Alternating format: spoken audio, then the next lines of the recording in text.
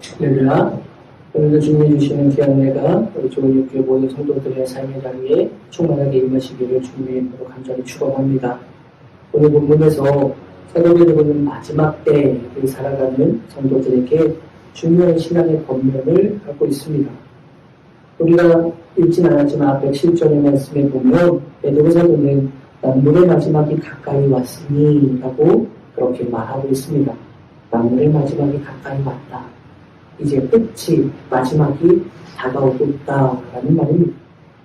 그런데 여기서 우리는 주목해볼 표현이 있습니다. 무엇이냐면 우리말 성경에는 이것이 정확하게 번역이 되어 있지 않지만 7절의 처음에는 그러나라는 부정접속사가 기록이 되어 있다라는 것입니다.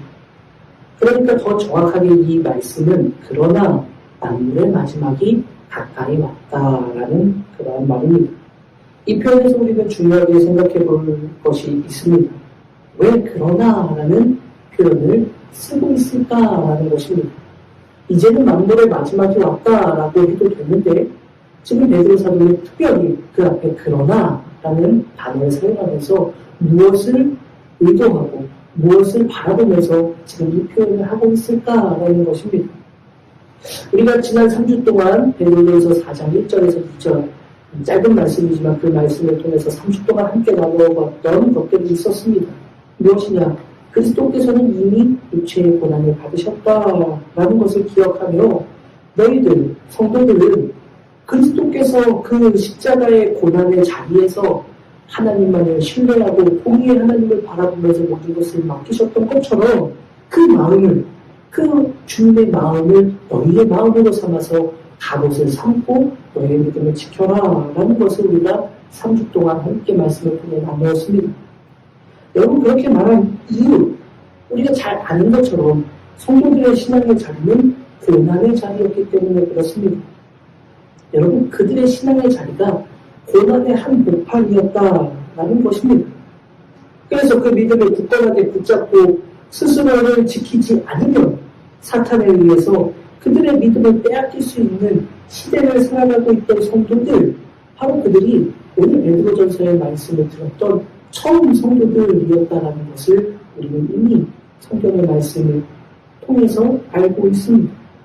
그래서 그들이 고난의 자리에서 너희가 정말로 믿음을 굳건하게 주님이 가셨던 그 마음으로 굳건하게 지키지 않는다면 그렇다면 너희는 사탄에 의해서 그 믿음을 뺏길 수도 있기 때문에 정신을 차리고 너희의 믿음을 스스로 지켜라 라고 말하고 있는 것입니다.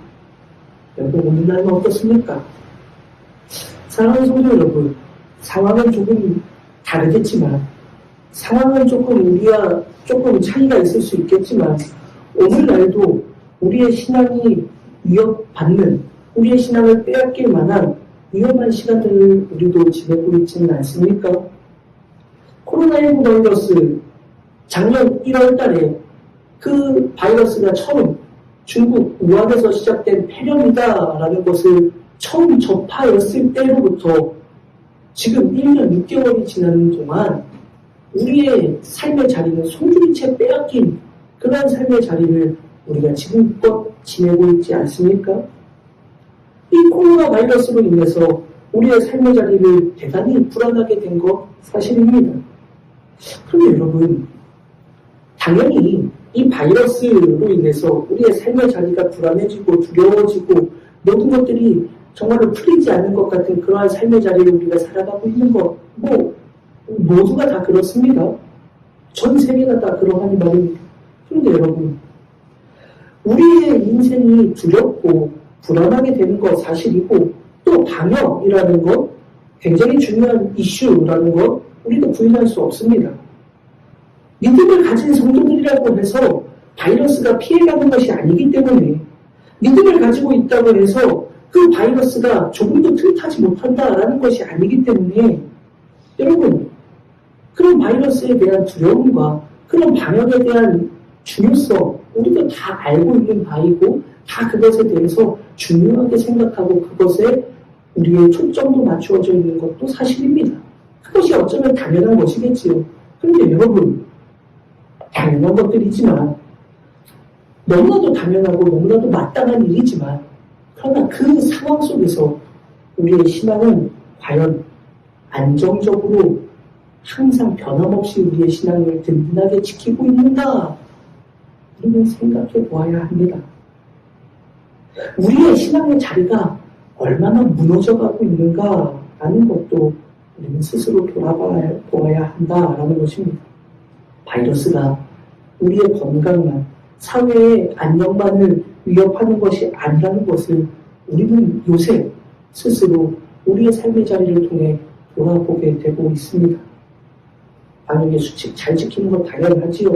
우리도 사회의 한 구성원으로서 바이러스에 대한 두려움 속에서 당연히 우리가 해야 될 것들을 당연히 해야 되는 건 맞습니다. 우리의 이웃들을 서로를 돌보아주는 것도 당연한 일입니다. 그러나 그것들 외에 정말 우리의 신앙의 자리는 안전하게 든든하게 흔들리지 않고 지켜지고 있는가? 우리는 정말 생각해 보아야 할 것입니다. 코로나19 바이러스 상황의 자리에서 여러분 정말 우리의 신앙은 달라진 것이 없습니까? 사랑하는 여러분, 성도들을 향해서 죽음의 위협 아래에서 그들의 믿음을 지키고 있는 바로 그 성도들을 향해 사도 베드로가 외치고 있는 이 권면, 너희도 그 믿음을 굳건하게 지키지 않으면 그 믿음을 빼앗기게 된다. 그래서 그리스도께서 십자가에 달리시면서까지도 흔들리지 않는 믿음으로 하나님만을, 공의로우신 하나님만을 바라보시고 그렇게 신뢰하셨던 바로 그 믿음과 그 마음으로 너희의 마음을 무장하고 너희의 믿음을 지켜라. 마귀의 감기에 맞서 싸워라 라고 말했던 베드로 사도의 이 권면은 어쩌면 코로나 바이러스로 인해서 우리의 믿음이 흔들어지고 그 모든 상황 속에서 우리의 믿음의 자리를 지키지 못하는 우리의 연약한 믿음을 향해 외치는 주님의 음성은 아닐까? 말씀을 묵상하며 저 스스로에게도 물어보았습니다. 우리의 믿음을 무너뜨리는 사탄의 공격은 2000년 전이나 지금이나 동일하기 때문에 바로 이 권면은 오늘 코로나 바이러스로 인해서 이제 여러분 수도권은 이제 또 4단계로 격상되면서 거리두기가 4단계로 격상되면서 이제는 예배도 더 이상은 적은 숫자로 모이던 것조차도 당분간 적어도 2주 동안은 모이지 마시오. 교회에서는 모든 예배를 이제 영상으로만 들으시오. 라고 말하는 이 시기에 그런 삶의 자리에서 우리는 오늘 우리 스스로에게 물어보아야 할 것들이 있습니다. 바로 이러한 모든 상황 속에서 우리의 믿음은 사탄의 관계를 맞서 대적할 만한 흔들리지 않는 믿음으로 우리는 우리의 믿음을 지키고 있는가, 지킬 수 있는가라는 것을 우리 스스로에게 물어보아야 합니다. 십자가에 달리신 예수님이 모든 상황 속에서도 어떠한 어려움 속에서도 오직 하나님은 공의로우시다라는 것을 믿는 믿음으로 주님의 마지막 때에 대한 계획은 변함이 없다라는 그 믿음으로 흔들리지 않고 주님이 하나님을 바라보셨던 것처럼 그 마음으로 너희도 너희의 믿음을 지켜라 라고 말씀하셨던 바로 주님의 말씀을 오늘 우리도 기억하며 이 어지러운 시기 속에 우리의 믿음을 흔들려고 하는 사탄의 관계 속에 우리에게 모이지 못하게 하고 우리의 예배를 패하게 하고 우리의 예배를 무너뜨리려고 하는 사탄의 관계 속에서 우리의 믿음을 과연 어떻게 지켜나갈 수 있을 것인가? 우리 스스로를 돌아보며 우리 스스로의 믿음을 점검하며 이제 남은 2주 동안 여러분 우리의 신앙의 자리가 흔들리지 않고 견고하게 서 있는 거룩하고 복된 주님의 자녀들이 될 수 있기를 주님의 이름으로 간절히 축원합니다. 히브리서 기자는 우리에게 이런 말을 해주고 있습니다. 10장 25절의 말씀입니다. 모이기를 피하는 어떤 사람들의 습관과 같이 하지 말고 오직 권하여 그날이 가까움을 볼수록 그리하자, 더욱 그리하자라고 히브리서 기자는 우리에게 말해주고 있습니다. 그럼 무슨 말씀인가? 그날이 가까움을 볼수록, 그날이 언제입니까? 주님의 날이죠. 주님의 날이 가까이 올수록이라는 말입니다. 주님의 날이 가까이 올수록, 그 날이 가까이 올수록 모이기를 패하는 어떤 사람들의 습관과 같이 하지 말아라. 그리고 오직 권해서 서로 모이기를 힘쓰라라고 말해주고 있습니다. 중요한 이야기입니다. 여러분, 모이기를 패하는 어떤 사람들의 습관이라고 말하고 있는데, 모이다. 여러분, 무엇을 위해 모이는 것입니까? 여러분, 교회가 무엇을 위해 모입니까? 여러분은 주님의 전에 모일 때 무엇을 위해서 모이십니까? 같이 친분을 쌓고, 좋아하는 사람들과 함께 오랜만에 만나서 재미있는 이야기도 나누고, 한 주간 살았던 이야기도 나누고, 그렇게 반가운 얼굴들 만나려고 주님의 전에 모이십니까? 아니요. 그럼 또 무엇 때문에 모입니까? 여기에 모이면 한 주간 세상에서 살던 이야기들, 그들을 만나면서 세상에서 좋은 정보들을 얻기 위해서, 그러기 위해서 모이는 것입니까? 아니에요. 그러면 여러분, 이곳에 모이면, 주의 전에 모이면 다양한 사람들을 만나니 그들 중에서 내게 유익이 되는 사람들도 있을 것이고 나의 삶에 도움이 되는 사람들도 있을 것이니 그런 이들과 만나서 교류하면서 좋은 그러한 관계를 유지하면서 나에게 유익한 것들을 얻기 위해 여러분은 교회에 모이십니까? 아니요. 그럼 도대체 우리는 왜 교회에 모입니까? 예배 드리기 위해서 우리는 교회에 모이는 것입니다. 여러분 기억하십시오. 주님의 전에 모이는 거, 모인다 라는 것은 주님을 예배한다라는 것으로 우리는 받아들여야 합니다. 주님의 전에 도대체 왜 모이십니까? 주님을 예배하기 위해서이지요. 그러면 이 말은 모이기를 패하는 어떤 사람들의 습관과 같이 하지 말고 라는 이 말은 여러분 다른 이야기가 아닙니다. 예배드리기를 패하는 어떤 사람들의 습관과 같이 하지 말아라 라는 이야기입니다. 그러면 여러분 마지막 날이 가까울수록 더욱 그렇게 해라 라고 말하고 있다라고 본다면 여러분 이 말씀을 통해서 우리는 유추할 수 있는 게 있습니다. 무슨 말입니까? 마지막 때가 되면 어떤 일들이 벌어진다고요? 주님을 예배하는 것을 패하는 일들이 일어나게 된다라는 것을 성경은 이미 우리에게 미리 말씀해 주고 있는 것입니다. 마지막 날이 가까이 올수록 더욱 그리해라 라고 말씀하고 있으니 마지막 때가 올수록 더욱더 많은 사람들은 예배 드리는 것을 패하도록 하고 예배 드리는 것을 못하도록 막고 무너뜨리려고 하는 그런 이들이 있을 것이고 너희는 그렇게 하지 말아야 한다라고 성경은 우리에게 말해주고 있는 것입니다. 사도 베드로는 베드로전서 4장 7절의 말씀에 보면 그러나 만물의 마지막이 가까이 왔으니 라고 말하면서 지금은 우리의 믿음을 지키기 위해 더욱더 모이기를 힘쓰는 예배드리기를 힘쓰는 믿음의 자녀들이 되어야 할 때가 아니냐라고 우리에게 말해주고 있는 것입니다. 베드로 사도는 마지막 때가 만물의 마지막이 이제 가까이 왔다라고 우리에게 말해주고 있습니다. 그리고 그 마지막 때에 우리는 주님을 더욱더 예배해야 된다라고 히브리서 기자는 우리에게 말해주고 있는 것입니다. 그래서 여러분 그러나라고 말하고 있는 것입니다. 이제는 더욱더 정신을 차려야 한다라는 것입니다. 지금 힘든 삶을 지내고 있어요. 어려워요. 초대교회 성도들의 삶이라는 것은 우리가 수도 없이 말하고 우리가 알고 있는 바 아닙니까? 정말 그들의 삶은 죽음 앞에 놓여 있는 삶입니다. 그들의 삶이라는 것은 정말 목숨을 내던져야만 믿음을 지킬 수 있는 삶입니다. 그러니 그 삶의 자리 너무나도 힘들지요. 그런데 베드로 사도는 뭐라고 이야기합니까? 그러나 만물의 마지막이 이제 왔다. 여러분 여기서 또 하나 우리가 생각해 볼 수 있는 것을 가까이 왔다라는 것이 이미 완료 시제로 쓰여져 있습니다. 그러니 뭐예요? 이제 이미 와 있는 거예요. 만물의 마지막은 이미 도래해 있는 겁니다. 지금 왜 이런 이야기를 쓰고 있습니까? 지난주에도 잠깐 이야기했지만 초대교회 성도들의 신앙의 관점에서 지금 본다는 말입니다. 만물의 마지막은 아직 2000년이 지난 지금에까지도 아직 도래하지 않았습니다. 그래요. 만물의 마지막이 가까이 왔다, 이미 왔다라고 한다면 여러분 생각해 보세요. 만물의 마지막이 가까이 왔으면 여러분 곧 와야 되잖아요. 이미 가까이 왔으면 금방 와 있는 거잖아요. 그런데 2000년이 지난 지금까지도 아직까지도 만물의 마지막은 오지 않았습니다. 그런데 베드로 사도는 왜 지금 이 이야기를 하고 있는가? 지난주에 우리가 함께 나누었던 것처럼 여러분 그래요. 주님의 마지막 때, 주님이 오시는 그날은 정해져 있는 때입니다. 이미 정해져 있는 거예요. 그러면서 우리는 하루하루 더 그 마지막에 하루 더 가까워져 가는 시기를 오늘 우리도 살아가고 있는 겁니다.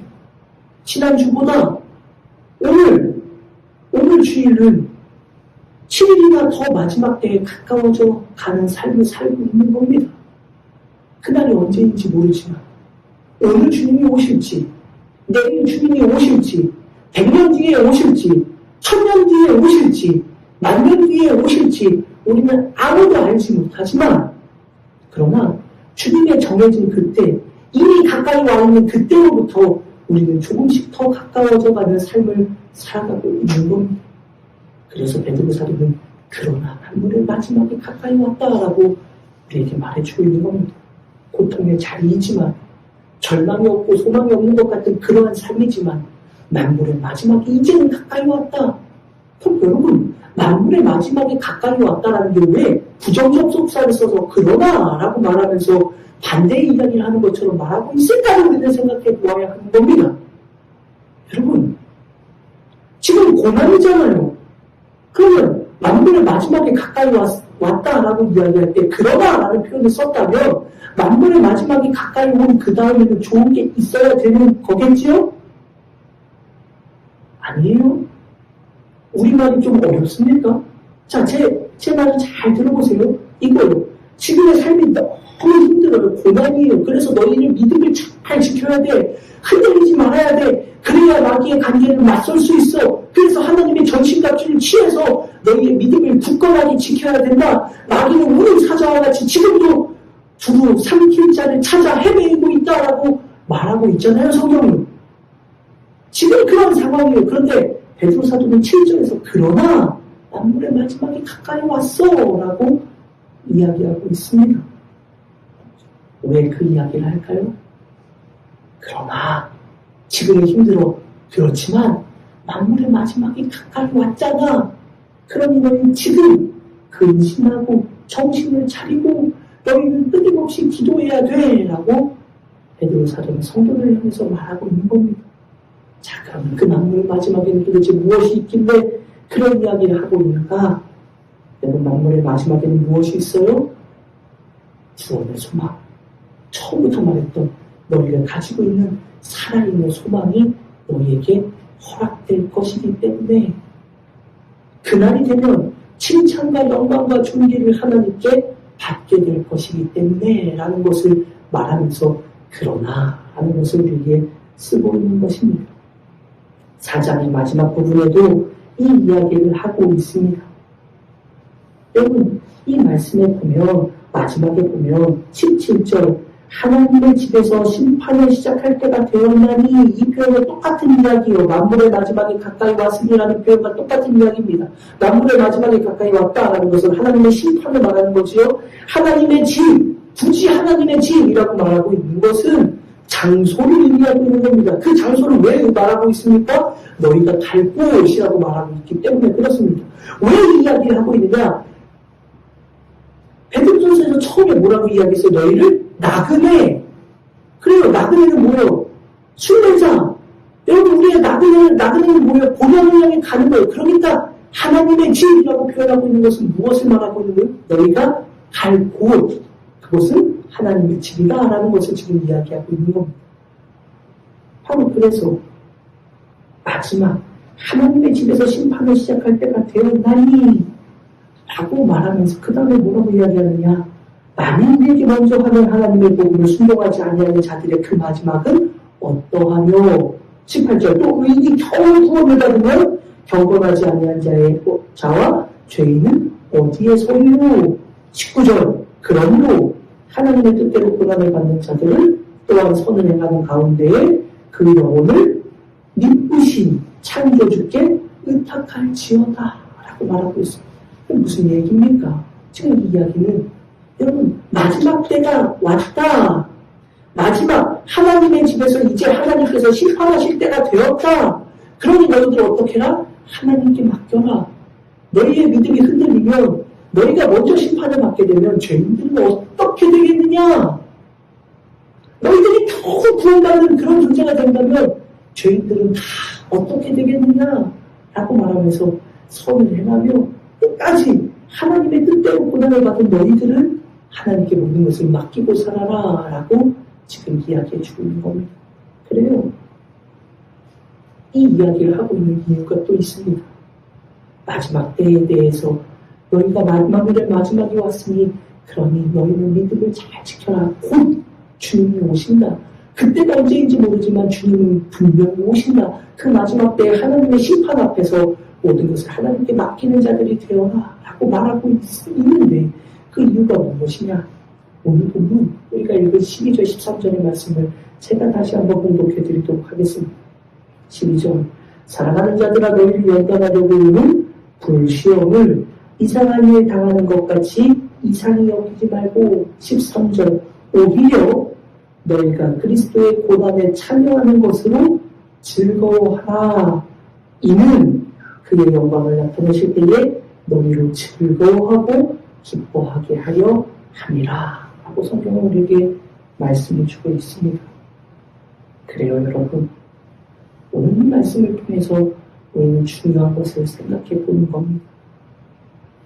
만물의 마지막이 이제는 가까이 왔어. 지금 힘들어도 그러나 주님의 심판은 이제 완료형으로 이제 이미 그 주님의 심판 때는 정해져 있어. 그때에 주님께 모든 것을 맡기고 하나님으로부터 칭찬과 영광과 존귀를 얻기 위해 이 믿음의 길을 아름답게 걸어가라 라고 말하고 있는 베드로 사도의 그 말은 지금 12절 이 상황이 있기 때문에 더욱더 말해주고 있는 겁니다. 12절 말씀 무엇입니까? 너희를 연단하려고 오는 불시험을 이상한 일 당하는 것처럼 이상히 여기지 마라 라고 이야기합니다. 이 말을 좀 쉽게 말하자면 이런 겁니다. 사랑하는 자들아 성도들에게 말하면서 뭐라고 이야기하느냐 너희를 연단하기 위해 오는 불과 같은 시험이 있는데 그 시험을 당하는 것은 이상한 일이 아니다. 아니 오히려 당연한 일이다 라고 말해주고 있는 것입니다. 성도들이라면 불과 같은 시험 당하는 건 당연한 거야 라고 지금 말하고 있습니다. 이 말씀이 이제 익숙하지 않나요? 지금까지 베드로전서의 말씀을 이어오면서 나누면서 참 많이 나누었던 말씀이기 때문에 그래요. 베드로 사도는 성도들의 고난이 하나님의 뜻이라고도 말하고 있지 않습니까? 근데 여러분 고난을 좋아하는 사람이 누가 있겠습니까? 여러분 시험을 당하는 것 누가 좋아하겠습니까? 근데 그 시험이 불과 같은 시험이라고 한다면 불과 같이 그렇게 맹렬한 시험 그렇게 고통을 엄청나게 주는 시험이라고 한다면 그 누가 그 고난의 자리를 기뻐할 수 있겠느냐? 이것이 고난이 하나님의 뜻이다라고 말할 때 아멘! 아멘! 제가 그 고난 기쁨으로 받겠습니다라고 말할 수 있는 사람 그리 쉽지는 않을 겁니다. 여러분 어떻습니까? 저에게도 이 물을 물을 때 쉽게 아멘하기는 참 어려울 것 같습니다. 그런데 우리 본문을 보면 왜 그 고난이 하나님의 뜻인가를 알 수 있습니다. 19절에서도 하나님의 뜻대로 고난을 받는 자들이라고 말하고 있지 않습니까? 오늘 하나님은 하나님의 뜻대로 성도들을 향해 고난을 주고 계시는가? 하나님의 뜻대로 성도들에게 좋은 것을 주시면 얼마나 좋을까? 하나님의 뜻대로, 하나님의 계획대로, 하나님의 목적대로 성도들에게 풍요를 주시고, 안락을 주시고, 행복을 주시고, 명예를 주시고, 권력을 주시고, 인기를 주시고, 많은 부를 주신다면 얼마나 좋을까? 라고 우리는 생각할 수 있지만, 하나님의 뜻은 무엇에 있다? 성도들의 고난에 있다라고 지금 말씀하고 있습니다. 근데 도대체 왜 하나님의 뜻은 거기에 있는가?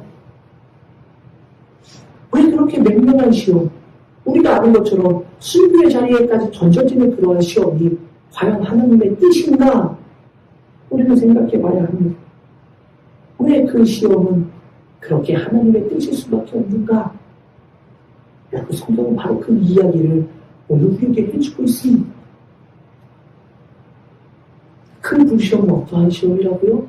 너희를 연단하려고 오는 이라고 성경은 기록해주고 있습니다. 중요합니다. 그 시험은 너희를 연단, 단련시키기 위한 그러한 시험이다 라고 성경은 우리에게 말해주고 있습니다. 연단시키는 겁니다. 우리를 단련시키는 겁니다. 그래서 이 시험을 통과한 자들은 연단받아 하나님이 기뻐하시는 믿음의 사람들이 되는 바로 그 시험을 우리에게 허락하시고 바로 그것이 그 시험을 견디는 것이 하나님의 뜻이다라고 우리에게 말씀해주고 있는 것입니다. 여러분, 그럼 이 시험은 하나님께서 너희들 성도들이라고 했지? 그러면 성도들이라면 이러한 고난도 경험해봐야지. 한번 경험해봐. 고통도 느껴봐. 라고 말씀하시는 고난과 시험이 아니라는 말입니다. 이 시험은 뚜렷한 목적이 있습니다. 사랑하는 여러분, 하나님의 뜻인 고난은 그 시험은 우리를 연단하기 위한 시험이다. 이것을 잊지 않는 우리가 되기를 바랍니다. 사도 바울은 로마교회 성도들을 향해서 이렇게 말하고 있습니다. 로마서 5장 3절에서 4절 말씀입니다. 다만 이뿐 아니라 우리가 환난 중에도 즐거워하니, 아니 환난 중에 뭘 즐거워요? 환난을 당하면, 시험을 당하면 괴로운 것이지 그게 어떻게 즐거움이 돼요? 왜 그런데 이 이야기를 하고 있느냐? 들어보세요. 이는 그 이유가 여기 있어요. 그 이유가 뭐냐? 왜 우리가 환난 중에도 즐거워하느냐? 그 이유는 환난은 인내는 연단은 소망을 이루는 줄 알미로다 라고 성경은 우리에게 말하고 있습니다. 그래요. 환난을 즐거워한다라고 말하고 있는데 그 왜 환난을 즐거워하느냐? 환난은 인내를 낳고 인내는 연단을 거쳐서 우리에게 소망을 안겨주기 때문이다라고 우리에게 말해주고 있는 겁니다. 베드로 사도가 우리에게 처음부터 뭐라고 했습니까? 너희에게는 무엇이 있다? 살아있는 소망이 있다. 똑같은 이야기예요. 고난을 견디어낸 자들마다 무엇을 받게 되느냐? 살아있는 소망, 영혼의 구원을 받으리라. 니들의 마지막은 너희의 영혼의 구원을 이루리라 라고 우리에게 말하고 있는 것처럼 그 소망이 너희에게 있어. 너희에게 연단을 거친 모든 성도들에게 하나님은 바로 그 소망을 주시기 위해 하나님의 뜻대로 너희에게 고난을 허락하는 거야 라고 성경은 우리에게 말해주고 있는 것입니다. 사랑하는 여러분, 오늘도 마찬가지입니다. 우리가 그 고난의 자리를 지나고 있다면 그 고난이 우리를 소망으로 인도하는 하나님의 은혜의 계획임을 잊지 않는 믿음의 자녀들이 되시기를 간절히 소원합니다. 그 고난의 자리를 지나고 나면, 그 고난의 연단의 과정을 다 견디고 나면 우리의 믿음은 불로 눌려도 없어지지 않는 순수한 금보다 더 귀한 믿음으로 인정받게 될 것이라는 주님의 말씀이 오늘 우리에게도 똑같이 적용된다는 것을 잊지 않는 복된 주님의 자녀들이 되시기를 간절히 소원합니다. 그래서 주님은 고난의 자리를 겪게 하시는 겁니다. 그 고난을 통해 아름다운 믿음으로 바로 서서 고난의 터널이 지난 이후에 주님은 거룩하고 복된 주님의 자녀들로 우뚝 서 있는 믿음의 자녀들을 보기를 원하시고 바로 그것을 위해 너희에게 허락되어질 그 소망을 위해 지금 우리에게 연단의 고난을 허락하신다라는 것을 잊지 않는 믿음의 자녀들이 되시기를 간절히 소원합니다. 사랑하는 여러분, 오늘 우리도 고난의 자리를 지내고 있습니다. 코로나 바이러스로 인해서 1년 6개월이 지나는 지금 이 시점까지, 아니 그게 더 얼마나 갈지도 모르겠습니다. 4차 대유행이 시작되었다라고 빵빵빵빵 언론마다 터뜨리면서 여러분, 저는 어떤 정권이나 정부나 당이나 그런 것들을 응원하려고 지금 이런 말씀을 드리는 게 아닙니다. 그런데 여러분, 갑자기 4단계, 물론 두려운 일이고 불안하고 나도 걸릴 수 있고 우리의 사랑하는 이웃들, 자녀들, 사랑하는 가족들, 형제들이 걸릴 수도 있는 그러한 두려운 상황이지요. 그런데 여러분, 생각해보면 말입니다. 갑자기 어느 순간 어떤 그런 정책을 하기 위해서 갑자기 이런 일들이 벌어지는 것 같은 상황들을 우리는 분노할 수가 없지 않습니까?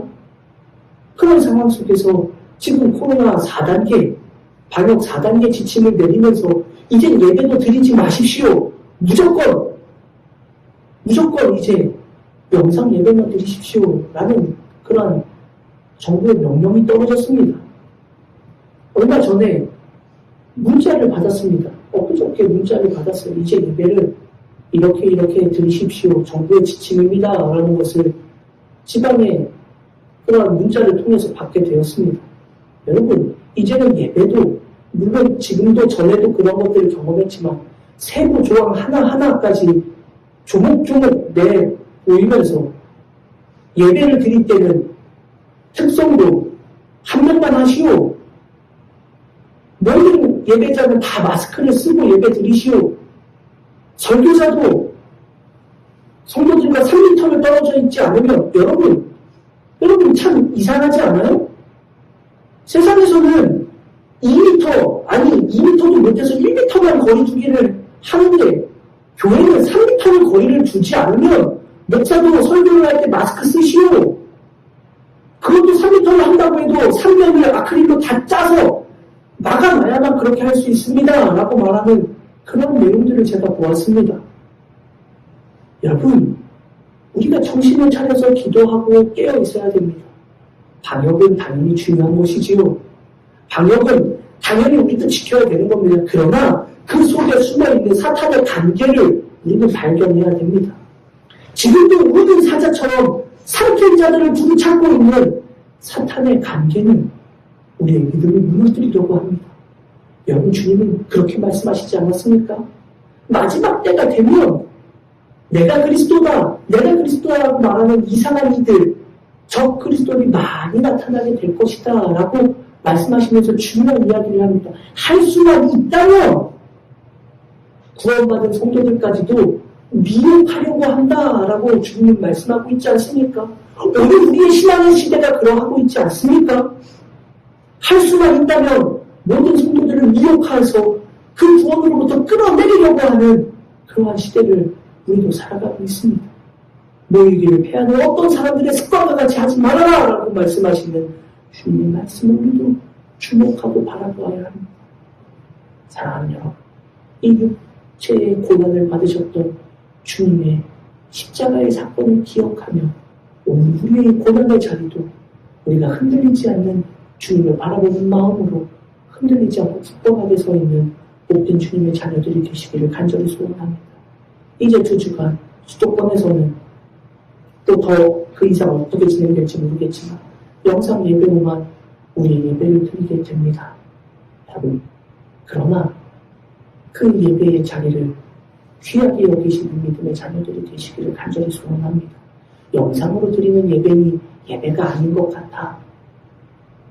예배 드리면서도 정신 준비하면서 또 예배 드리면서도 이런저런 분주한 일들을 해가면서 편한 자세로 그렇게 예배 드리는 것이 아니라 예배 드리는 것을 폐하지 않는 믿음의 자녀들이 되시기를 간절히 소원합니다. 폐하다, 끊어버린다, 없앤다 라는 뜻입니다. 여러분, 우리는 영상 틀어놓고 내일 하면서도 예배 드렸다라고 할 때가 있지 않습니까? 그런데 성경은 그 이야기를 하는 것이 아닙니다. 여러분, 이제 영상 예배를 통해 예배를 드릴 수밖에 없는 그러한 상황들 속에 우리가 믿음의 길을 걸어가는 그 순간 우리의 영상 예배를 드리는 우리의 예배가 주의 성전에서 드리는 예배의 모습과 다르다면 우리의 모습도 예배를 폐하는 그들과 다르지 않다는 것을 기억하십시오. 그래서 이 예배를 드리는 모든 시간들 동안 정말로 주의 전이 아니라 주님 앞에 예배 드리는 것처럼 주님 앞에 서서 예배 드리는 것처럼 그렇게 예배 드릴 수 있는 믿음의 자녀들이 되시기를 간절히 소원합니다. 그래서 그렇게 모든 고난의 시간들을 아름답게 지키고 그 모든 불시험과 같은 우리를 연단하려고 하는 그 시험 다 이기고 난 뒤에는 여러분, 우리에게 무엇이 있다? 우리에게 영광을 나타내실 주님으로 인해 기뻐하고 즐거워하게 하실 것이다. 그러니 너희는 그 고난을 오히려 즐거워해라 라고 말씀하시는 주님의 말씀을 통해 오늘 우리의 이 고난의 자리 속에서도 오히려 즐거워하며 더욱더 주님을 사모하면서 주님 앞에 아름다운 예배를 드리며 우리의 믿음을 고백할 수 있는 복된 주님의 자녀들이 되시기를 주님의 이름으로 간절히 축원합니다. 기도하겠습니다. 하나님 감사합니다. 하나님의 은혜를 우리가 바라봅니다. 두려운 상황들, 코로나 바이러스로 인해 어지러운 상황들, 이제 모든 예배를 주의 전에서 드릴 수 없다라고 하는 그러한 상황들 속에 우리가 놓여 있습니다. 하나님, 그러나 그 모든 시험들이 우리의 믿음을 연단하려는 하나님의 뜻과 계획임을 우리가 믿사오니 흔들리지 않고 주님을 바라보는 거룩한 주의 자녀들 될 수 있도록 축복하여 주옵소서. 하나님, 그 모든 고난을 오히려 즐거워하는 믿음의 성도를 되게 하여 주시고 그 고난을 통하여서 아버지 하나님 전문가 같은 믿음으로 아름답게 주의 영광을 바라보는 거룩하고 복된 주님의 자녀들이 될 수 있도록 축복하여 주옵소서. 감사를 드리며 거룩하신 예수님의 이름으로 간절히 기도드립니다. 아멘.